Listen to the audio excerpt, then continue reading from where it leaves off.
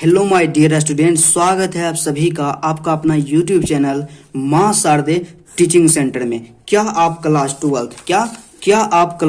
12th Bihar board का student हैं और 2024 में बोर्ड का एग्जाम देने वाले हैं?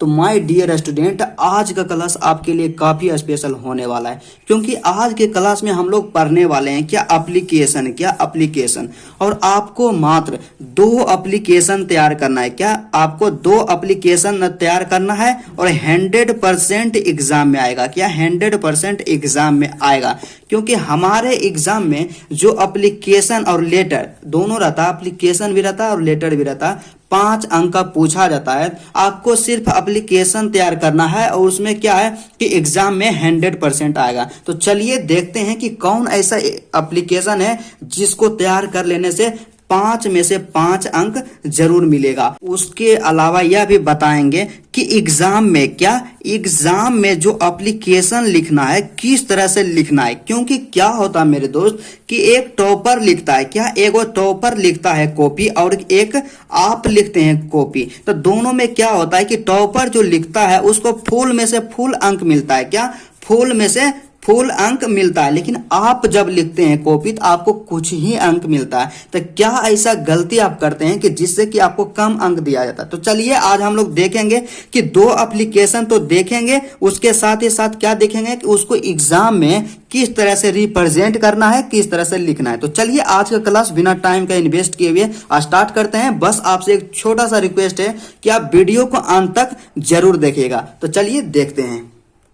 तो सबसे पहला प्रश्न जो हमारे पास दिया है, क्वेश्चन है, क्या मतलब इसको आप क्वेश्चन या एप्लीकेशन बोल सकते हैं। क्या एप्लीकेशन? पहला एप्लीकेशन कि राइट एन एप्लीकेशन। क्या करना है कि एक एप्लीकेशन लिखना है। क्या? Write an application to the headmaster. क्या? Write an application to the headmaster of your school for help from the poor boys fund. मतलब अपने प्रधानाध्यापक के पास एक आवेदन पत्र लिखें जिसमें पुअर बॉयज फंड से मदद की मांग हो। क्या? पुअर बॉयज फंड से मदद की मांग हो, मतलब अपने फाइनेंशियल कंडीशन को बताना है कि मेरा जो फाइनेंशियल कंडीशन है क्या काफी लो है। क्या? काफी लो है, इसलिए अपना पढ़ाई को मैं कंटिन्यू विदाउट हेल्प के नहीं रख सकता हूं। उसी लिए क्या करना है? हेल्प मांगना है कि मुझे जो क्या हो जाए कि बॉयज फंड से क्या हेल्प दिया जाए। तो उसके लिए क्या करना है? एप्लीकेशन लिखना है।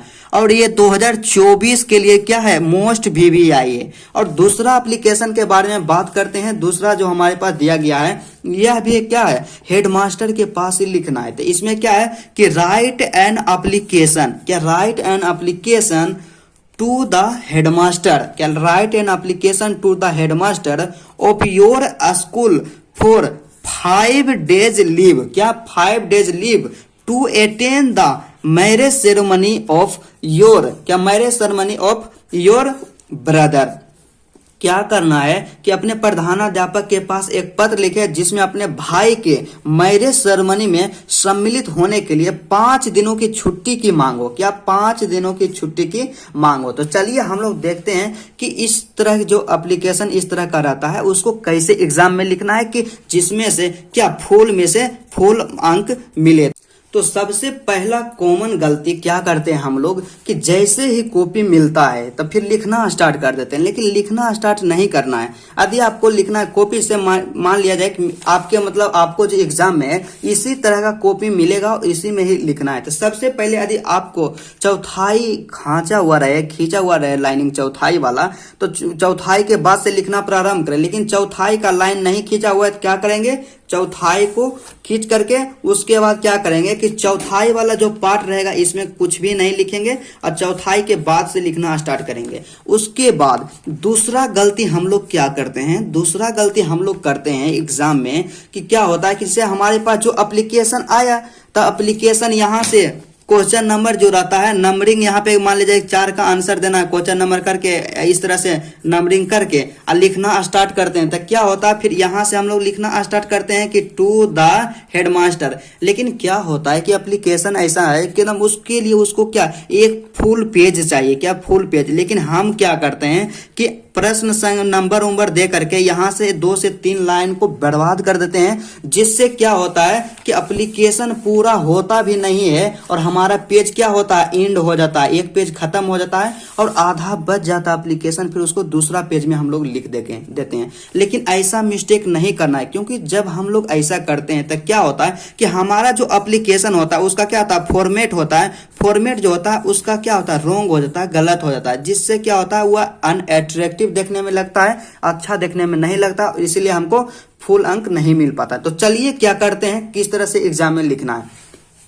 तो सबसे पहले देखिए, मान लीजिए हम और सब कॉपी लिख रहे हैं और सब प्रश्न का उत्तर दिए, तो यहाँ तक क्या हुआ, प्रश्न का उत्तर दिए, उसके बाद आ गया एप्लीकेशन। तो इसी पेज में क्या देना है, प्रश्न संख्या दे देना है, क्या मान ले जाए, प्रश्न उत्तर संख्या, प्रश्न उत्तर क्या संख्या दे देना है कि मान लीजिए 4 का आंसर देना है तो 4 इस तरह से करके अंडरलाइन किए। उसके बाद इसी से लिखना नहीं है, स्टार्ट करना है, उसके बाद इस पेज को छोड़ देना है, अगला पेज से लिखना स्टार्ट करना है, मतलब पूरा शुरू से लिखना स्टार्ट करना है। तो सबसे पहले इसमें हम लोग क्या लिखेंगे, एप्लीकेशन। तो पहला एप्लीकेशन जो हमारे पास था कि अपने प्रधान अध्यापक के पास एक अब पत्र लिखें, जिसमें क्या हो, आवेदन पत्र लिखें जिसमें बॉयज फंड से मदद की मांग हो। तो सबसे पहले क्या लिखेंगे, यहाँ पे लिखेंगे कि टू इस लाइन को छोड़ करके उसके बाद द हेडमास्टर, क्या to the headmaster Nalanda college Bihar Sharif, क्या नालंदा कॉलेज बिहार शरीफ, मतलब आपका जो भी कॉलेज हो अपना कॉलेज का यहाँ क्या कर देना है, नाम मेंशन कर देना है, नाम दे देना। उसके बाद क्या करेंगे, यहाँ पे मतलब एक लाइन छोड़ देंगे यहाँ पे, उसके बाद अगला लाइन से यहाँ से लिखेंगे कि थ्रू, मतलब द्वारा, थ्रू में लिखेंगे द क्लास टीचर, क्या थ्रू द क्लास टीचर। उसके बाद क्या करेंगे, नीचे में डेट दे देंगे, यहाँ पे क्या, यहाँ पे डेट दे देंगे, डेट 5 फरवरी 2024, मतलब कहने का मतलब डेट में आप जिस तारीख को आवेदन पत्र लिख रहे हैं उसका डेट यहाँ पे दे देना है। उसके बाद क्या करेंगे, उसके बाद करेंगे नीचे वाला लाइन में सब्जेक्ट लिखेंगे, क्या सब्जेक्ट। तो सब्जेक्ट कहने का मतलब कि हम एप्लीकेशन किस लिए लिख रहे हैं, तो एप्लीकेशन का जो उद्देश्य होगा क्या हो जाएगा कि एप्लीकेशन फॉर हेल्प, क्या application for help from the boys fund, application जो है बॉयज फंड से मदद के लिए, क्या एप्लीकेशन जो है बॉयज फंड से मदद के लिए। उसके बाद क्या करना है, एक लाइन को छोड़ देना है, उसके बाद अगला लाइन से यहां से लिखना स्टार्ट कर देना है। क्या लिखना है कि रिस्पेक्टेड, क्या रेस्पेक्टेड सर या मैडम, क्या रेस्पेक्टेड सर या मैडम। यहाँ आप सर भी सिर्फ दे सकते हैं तो कोई प्रॉब्लम नहीं, मैडम भी दे सकते हैं तो कोई प्रॉब्लम नहीं, या दोनों ओब्लिक दे करके दे दीजिए, या क्या हो जाएगा रेस्पेक्टेड सर या मैडम। उसके बाद इस यहाँ पे कोमा देंगे, इस लाइन को छोड़ देना है। उसके बाद यहाँ से लिखना है, क्या लिखना है कि विथ ड्यू, क्या with due respect I beg to say that, क्या with due respect I beg to say that, मतलब पूरे सम्मान के साथ मैं कहना चाहता हूं कि, क्या पूरे सम्मान के साथ मैं कहना चाहता हूं कि आई एम अ, क्या I am a poor student, क्या I am a poor student of class 12th, क्या of class 12th of your school, मतलब पूरे सम्मान के साथ मैं यह कहना चाहता हूं कि मैं एक गरीब छात्र हूं आपके विद्यालय के क्लास 12th का। यहां तक हो गया। उसके बाद क्या करना है कि आप मदद मांग रहे हैं, इसलिए आप अपना फाइनेंशियल कंडीशन के बारे में बताना है, अपनी आर्थिक स्थिति के बारे में बताना है कि आपका आर्थिक स्थिति दयनीय है। तो यहाँ पे हम लोग लिखेंगे कि माई, क्या my father is a farmer, क्या my father is a farmer, या आपके पिताजी कोई मतलब डॉक्टर भी हो सकते हैं, साधारण छोटा मोटा, तो वहां पे मेंशन कर दीजिए डॉक्टर। लेकिन यहाँ हम लोग लिख दिए क्या my father is a farmer, his मतलब मेरे पिताजी एक किसान है। उसके बाद हिज इनकम इज, क्या उनके इनकम वेरी लो मतलब बहुत कम है। उसके बाद लिखना है कि he is only earning member of my family, मतलब वे मेरे परिवार के अकेला कमाने वाले हैं, क्या वे मेरे परिवार के अकेला कमाने वाले हैं। उसके बाद लिखना है कि ही हैज, क्या he has maintain a big family, मतलब उनको एक बड़ा परिवार का भरण पोषण करना पड़ता है। क्या करना पड़ता है कि उनको एक बहुत ही बड़ा परिवार का क्या करना पड़ता है, भरण पोषण करना पड़ता है। उसके बाद क्या लिखना है कि ही इज अनेबल, क्या he is unable to bear the expenditure of my study, मतलब वे मेरे पढ़ाई के खर्च उठाने के लिए असमर्थ हैं।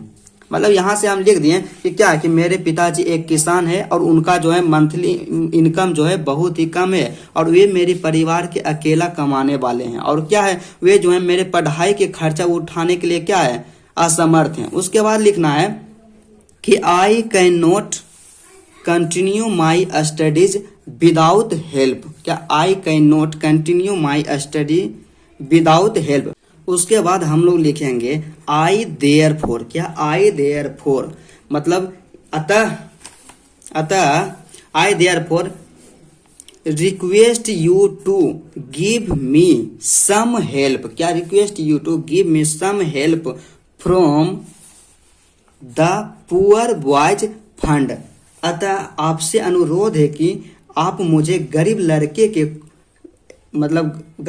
के कोष से कुछ मदद करें। मतलब क्या करना है कि आपसे रिक्वेस्ट है कि गरीब लड़के जो बॉयज फंड है उससे क्या करें, मेरी मदद करें। उसके बाद क्या है कि for this act of kindness, क्या for this act of kindness I shall ever remain grateful to you, मतलब आपके लिए मैं सदा आभारी बना रहूंगा। उसके बाद क्या करना है, एक लाइन छोड़ के लिख देना है कि योर सिंसियरली या फैथफुली, अपना नाम लिख देना है, अपना क्लास लिख देना है और अपना नंबर रोल नंबर लिख देना। मतलब आप इस तरह से अपना एप्लीकेशन लिखते हैं तो इसमें क्या होगा, फुल में से फुल अंक जरूर मिलेगा, क्या 5 में से 5 अंक जरूर मिलेगा। तो चलिए आज का क्लास यहीं तक रहता है। यदि आपको वीडियो अच्छा लगा तो वीडियो को दिल से लाइक कीजिएगा और मेरे चैनल पे यदि आप नए हैं तो चैनल को जरूर सब्सक्राइब कर लीजिएगा।